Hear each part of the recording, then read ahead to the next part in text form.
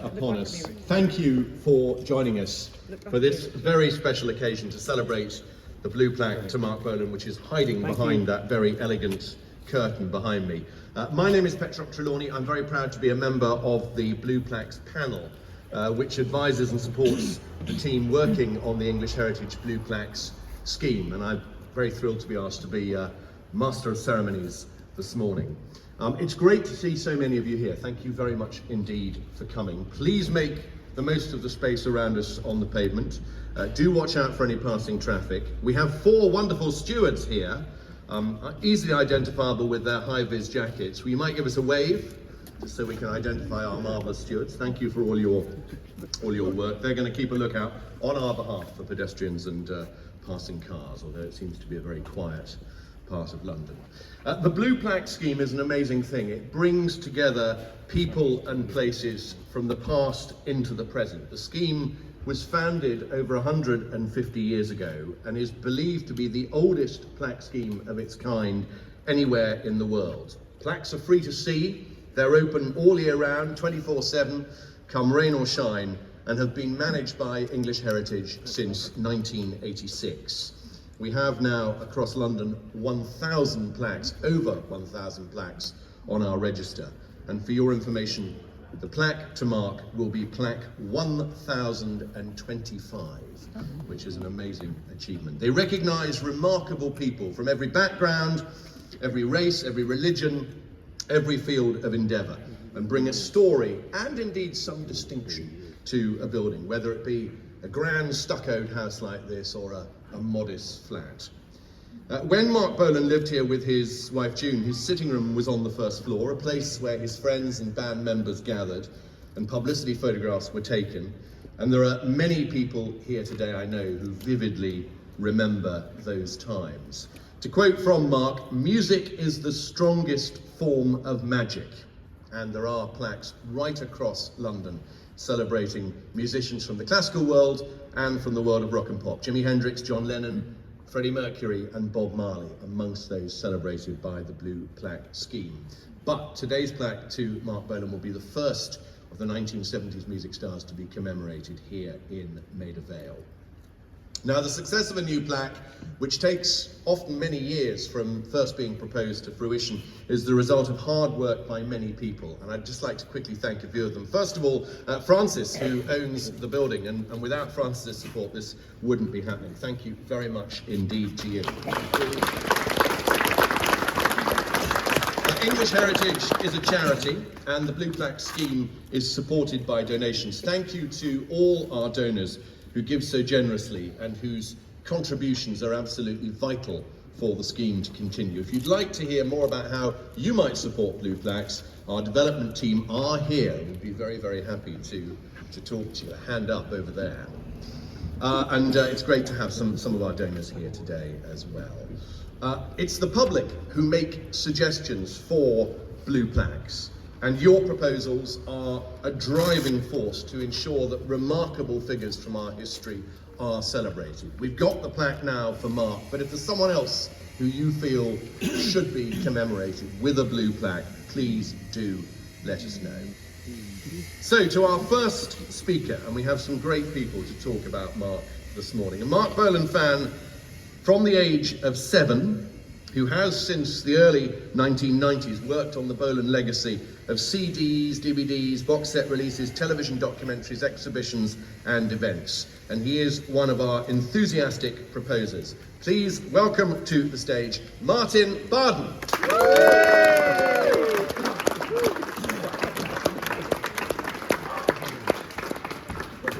Thank you very much, Petroc. Greetings everyone here today. It's a pleasure and an honour to be a part of this important occasion here in Maida Vale. So we've gathered here today to celebrate Marc Bolan at his coronation. But who was he? And why does he warrant such an accolade? Well, he was born Marc Feld in Hackney in 1947. But as Marc Bolan, the songwriter and leader of T-Rex, he ignited a revolution. The first superstar of the 1970s, he inspired his peers, generations of musicians who followed him, and teenagers seeking their place in the world. First coming to prominence as a precocious 14-year-old ace-face mod, the London boy shape-shifted his way through the 1960s until he minted an irresistible, sexy boogie tugel called T-Rex. And it was the move to Clarendon Gardens, to this flat here, that marked the end of his long apprenticeship. His home here, as Petrock was saying, his home here doubled up as an office and his home studio. And it was here that he wrote countless classic songs and reams of poetry, scribed in his distinctive hieroglyphics. He'd entertain journalists, film crews, photographers, friends and family, all the while legions of fans were out here on the pavement, right here where we are today. Marc was the first Technicolor rock god. His Alcasura threads, his corkscrew curls, his glitter brushed cheeks, posing and pouting, combined with those distinctive guitar chops and mystical lyrics, were an irresistible, seductive brew. With multiple hit singles and albums around the world, he created a phenomenon dubbed T-Rextasy to echo Beatlemania before it.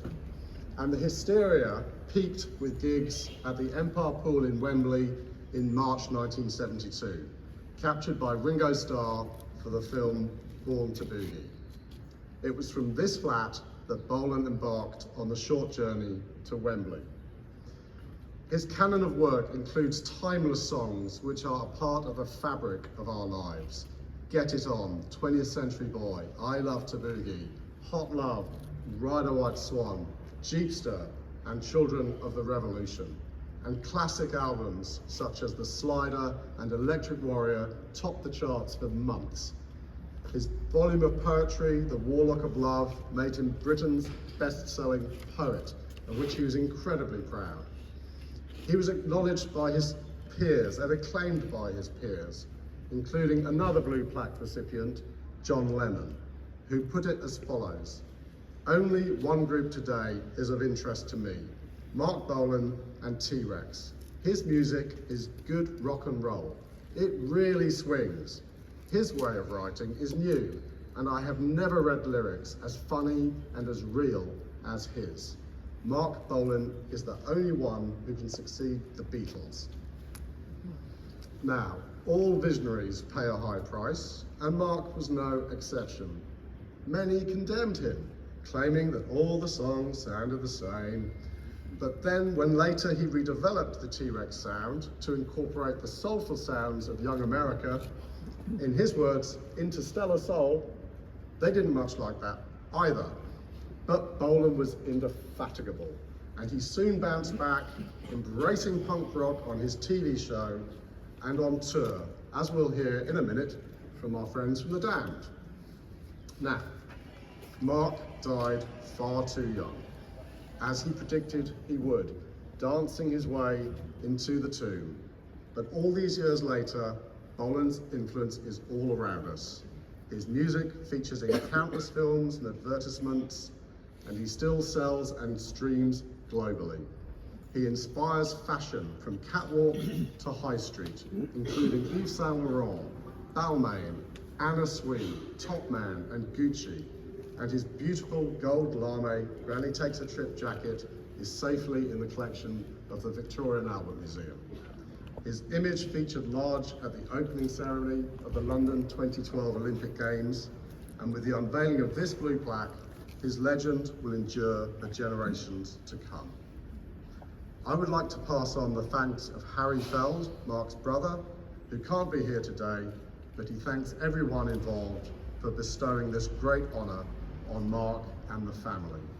And I would like to thank the Blue Plaques panel for approving my proposal, to Marc Patras, to Ros Davis, and to Paul Johnston for all their help in reaching this moment, to my sister Rebecca, and to my partner Ray, and to Demon Records, BBC Studios, and PRS for Music for supporting this event so generously. So, happy birthday, Marc Bolan, Blue Plaque recipient and superstar, and keep a little Marc in your hearts. Thank you.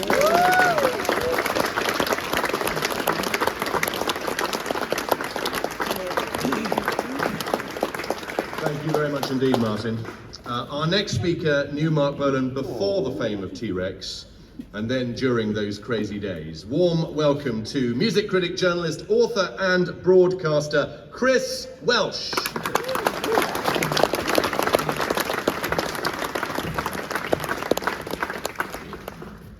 Hello everybody. Last time I was here was 54 years ago. Would you believe there was a huge crowd outside, just the same as today?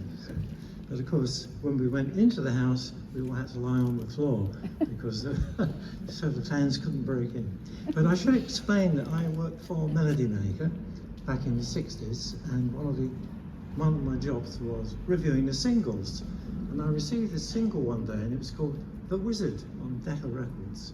And I really liked it. I'd never heard of the guy and the performer, and I thought this is one to watch out for in the future. And not long afterwards, I met him. I met Marc, and he was in the band called John's Children. And we all went to a pub. Actually, Marc never drank in those days, but he knew that Fleet Street journalists, that's where we were at Fleet Street, always went to the pub for their interviews. So he kindly came with me. With the band, and we all sat at this table, and they were very noisy and excitable. I think it was they just had a hit record and they'd been touring Germany, and but Marc looked a bit fed up, and I couldn't quite work it out. Why was he so sad? And turned out that he was very annoyed with John's Children because they weren't playing all his songs. He'd written all these songs for them, and they weren't playing. Desdemona was the hit, and he'd written that. But I think they just wanted him as the guitar player. So it caused a little bit of a rift. And anyway, not long after that, I was up in my office, and just down the corridor from us was Disc magazine. And it had a great reporter called Penny Valentine, and everybody wanted to be interviewed by Penny. And who should come strutting along the corridor? It was Marc Bolan, and he was going to see Penny. And I said, oh, you look like Pansy Potter. He had all his hair, a big stripy jacket. And he turned around, I thought he was going to glare at me. He laughed, and thereafter we became friends. So he said, by the way, I've got a new idea. Come to the pub. So we all went to the Red Lion in Fleet Street again. By the way, this is the pub where I interviewed David Bowie as well, and Crazy World of Arthur Brown. So the publican was quite used to me arriving with all these strange-looking people, and they were quite shocked, I think. But Marc didn't cause a scene. He just came in and said, I want to tell you something. I said, what's that? He said, oh, I've left John's Children, and I'm going to form a new group. And I said, oh, is it a big band? Is it a big group? How many people have got in it? And he said, 2. I said, 2? He said, yeah. He said, it's going to be called Tyrannosaurus Rex. The biggest band in the world. I said, I see. Have you got the equipment yet? Have you got the gear together? He said, oh yeah, we've got the gear together. Just the 2 of us. We went to Woolworths and we bought the world's worst keyboard, a Bon Tempi keyboard. I forget how much it was, but 20 quid. And a pair of bongos, of course. Something else he bought. Bon Tempi and a cheap guitar. Anyway, all came from Woolworths, which was very funny. So I then saw Tyrannosaurus Rex playing at the Isle of Wight Festival, 1969, I think that was, with John Peel, and it poured with rain, and it was terrible, awful events. But as most rock festivals were then. And then I saw him playing in other clubs, in the nightclubs in the West End. And they were great. I loved Tyrannosaurus Rex, everybody did. And they made some great records, great albums, which I reviewed. And then as I got to know Marc, he said, why don't you come round for dinner one night with me and June, his girlfriend, later his wife, of course. And they lived in 57 Blenheim Crescent. So I went there one night for dinner with June and Marc, and up this narrow flight of stairs, and it was a really cramped top floor room. I think they paid the rent was about £3 a week, something like that, or maybe a month. Anyway, it was no hot water, just a kettle for the water, really impoverished. But the great thing about this flat was he had a studio, and it was just a little cubicle just at the side of the lounge, and actually it looked like a telephone box, which was quite, it shows you how big it was. But he had a tape recorder, microphones, and a guitar, and that's where he wrote all his songs. Later I discovered, I think he wrote Ride a White Swan there. But the one that I knew was Deborah, and he said, well, you play the bongos, don't you? Play the bongos on Deborah. I said, great, okay. So there was me and Mark in the studio playing Deborah. I wish I'd have on the record, but I would have got some royalties, but that didn't happen. So yeah, he was lovely, Mark, and charming, and funny, and articulate, and, as you know. And anyway, after a while, it all became a bit of a problem for Mark. He couldn't get the big hit that he really wanted. And I met him in the Speakeasy Club one night. He was in a foul temper. Very rare to see Mark angry.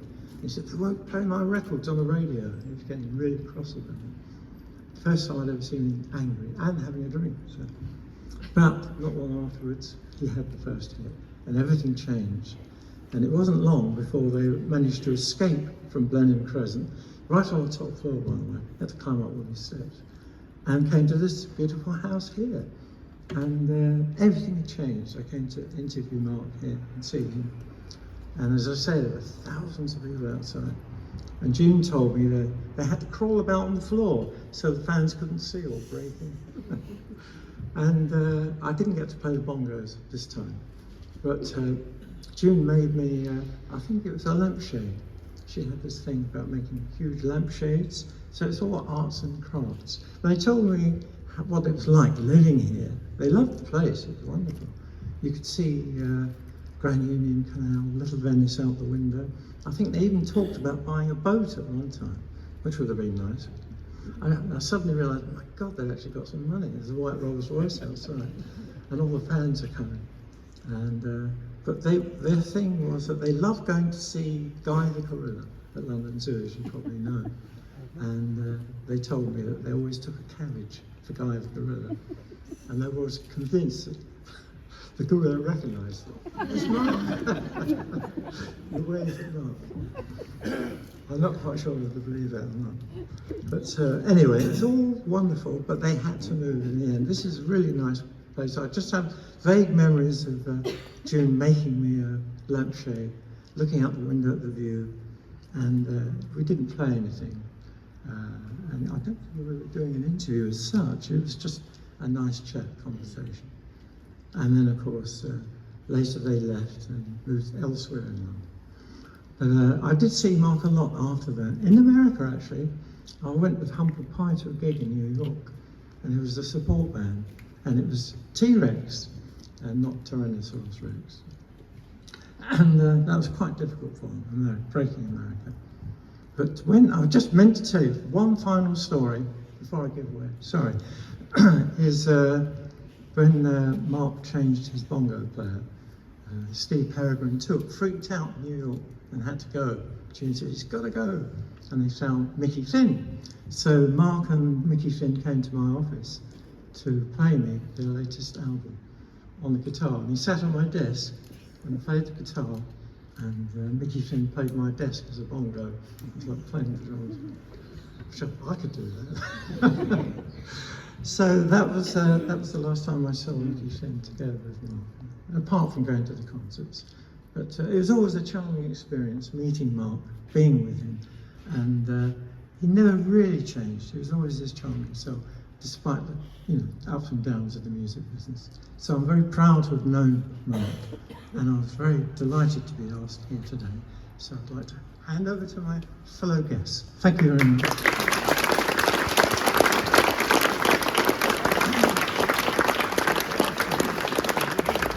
Chris, thank you very much indeed. Brilliant memories. And Chris returning here after 6 decades away, which is amazing. It was in 1977 that the rock band The Damned toured with Marc Bolan, sharing his tour bus and his stage. And I'm thrilled now to welcome from The Damned, Captain Sensible and Rat Scabies.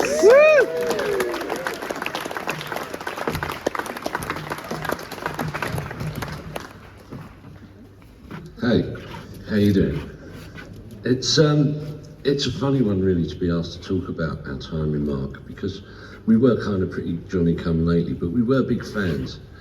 And the first time we met him was to do the singles review for the Melody Maker, where Caps and I went up with Marc, and we were quite kind of nervous because he was a god in our eyes, and we weren't really at all worthy. But we played him New Rose, and he said, well, I don't know if the kids are going to get it, you know, it's kind of okay. And then the more it dawned on him that Damned fans were actually, you know, pretty into Marc Bolan as well, he took pity on us, I suppose, and opened up, and we became kind of, I wouldn't say close, but we got kind of buddy enough that night we were playing at the Red Cow in Hammersmith, and all of a sudden this Rolls Royce turned up outside, and there was this big box of guitar strings that he donated to us because we'd been complaining we didn't have any money. But so that was kind of the first thing that really made me think, hang on, he didn't need to do that. That was a special, actually, I think you guys are okay. And then, of course, the next step in our career was supporting the Sex Pistols on tour, on the infamous Anarchy tour, which we actually got fired from quite quickly. And Marc, bless him, was just about to go out on Dandy in the Underworld touring, and more than generously said, well, okay, you know, you can open for us. Which I don't think he realised what he was getting into, because, as we all know, punk rock audiences tended to gob on the band, which meant they also gobbed all over Marc's equipment, which in any other band, any other headline artist of his calibre would have sent us home.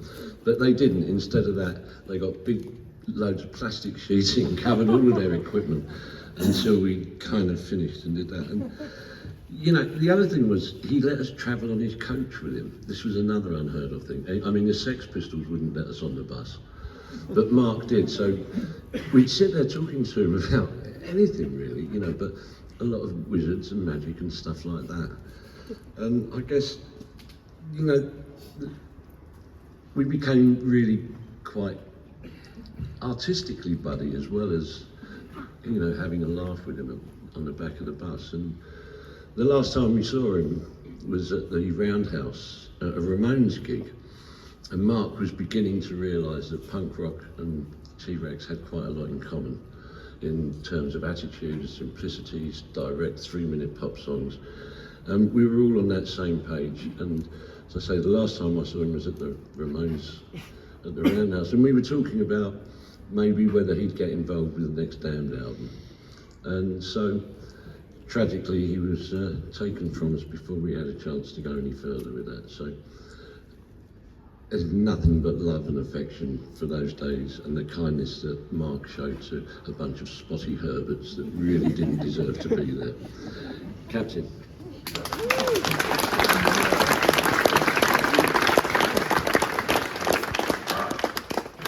Yeah, it was the early 70s when T-Rex played the Fairfield Halls. I was working there as a bog cleaner, and I saw this bloke cavorting around on stage, prancing around with a guitar, and 2,000 screaming girls after him. I thought, that's the job I want. So I went out the next day and bought a guitar. And so I guess Marc's to blame for Happy Talk. So thank you, Marc.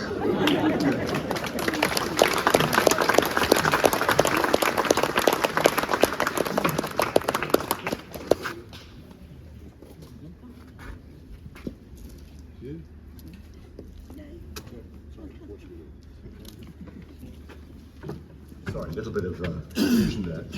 Are we going to hear something? We've got something, Martin. I thought you were going to introduce something. Yes. Welcome back, Martin. Sorry about that, a little technical difficulty. I've got two things to read now. One is a letter from B.P. Fallon. So many of you will know B.P. Fallon, known as Beep to his friends, was Marc's close friend and PR guru, or mental guru, as he likes to say, in the days of T-Rextasy. A few days before Marc died, Marc and Beep wrote a song called 21st Century Stance. And today, lo and behold, these days, Beep is a musician himself, writing songs, making records, and performing them live. The boy can't help it, as Beep said. So this is Beep's letter to Marc from Dublin, written last night, and I'm going to read it to you exactly as I got it. Dear Marc, I know you're listening right now, you old tart. You're here amongst us, although we can't see you. People listening to this might think it's bollocks. Do you know, Marc dear? You do know, don't you? Fuck me, of course you're pleased about the Blue Plaque vibe. If you weren't celestial right now, hanging out with Elvis and old Shep, you'd be ringing Elton and saying, I've got a blue plaque and you haven't, ha ha. Or maybe you'd phone George from the Fabs, or maybe you'd be calling me. 31 Clarendon Gardens. It sure was a step up for you and June from the hippie-ish pad you had at Blenheim Crescent in Notting Hill. Remember when we'd have to crawl around on the floor because there were so many fans outside? And that time when Mickey came round and he looked really weird because he'd shaved his beard off and we'd never seen him without a beard before, so we wouldn't let him in. And he got completely mobbed by all the fans. One thing about you, Marc, you were always interested in music. You knew your Howling Wolf, you knew your Elvis and your early Cliff. Remember how we'd sit here in Clarendon Gardens discussing whether the lead guitar on PJ Proby records was Big Jim or Little Jim. Of all the accolades you've received, you as a kid carrying Eddie Cochran's guitar on the Oh Boy TV studios was huge, a strange apex so early, yet very, very powerful. I remember you saying, he had on that orange makeup that pop stars wear. Makeup, and you were just a little kid, and that makeup vibe would flourish later on. Glam rock, they called it, didn't they? I remember introducing you to the Ramones. They were totally bowled over. Joey could hardly handle it. And your friend Richard Young, who you went to school together, he was there taking photos of all this Bolan Ramones Summit Meeting of the Minds vibe. I think Dee Dee was in the toilet with Sid. There are many people here today whose lives you touched, whether by knowing you or seeing you or being a fan. That flame still burns brightly, burns beautifully. I just want to say thank you, Marc. Bless your cotton socks. Bless your Anello and David girls' shoes. You were born to boogie, and you still do. Bless you, man. I'll see you again when the time comes. I love you, BP.